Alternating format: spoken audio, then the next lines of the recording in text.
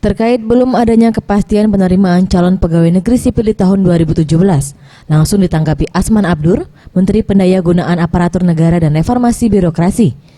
Meski belum membuka penerimaan CPNS secara menyeluruh, namun di tahun 2017 akan menerima CPNS prioritas, yaitu untuk tenaga pendidik, tenaga kesehatan, serta PNS untuk kabupaten baru dibentuk. Untuk sistem dan kuota sendiri, saat ini dirinya sedang melakukan pembaruan dan perbaikan untuk tes dan seleksi penerimaan. Kesehatan, pendidikan itu tetap kita buka, termasuk untuk kabupaten dan provinsi baru, itu tetap kita buka. Nah, lalu nanti bagaimana sistemnya untuk kedepannya, ini saya lagi membuat desain untuk penerimaan CPNS. Saya memperbaiki datanya dulu, jadi data kepegawaian ini nanti harus online dulu.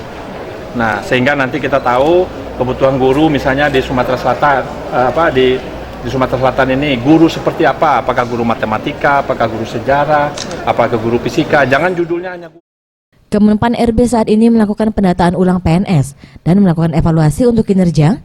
Hal ini dilakukan guna menjadikan PNS di Indonesia bekerja secara profesional secara fungsinya dan selalu siap melayani masyarakat.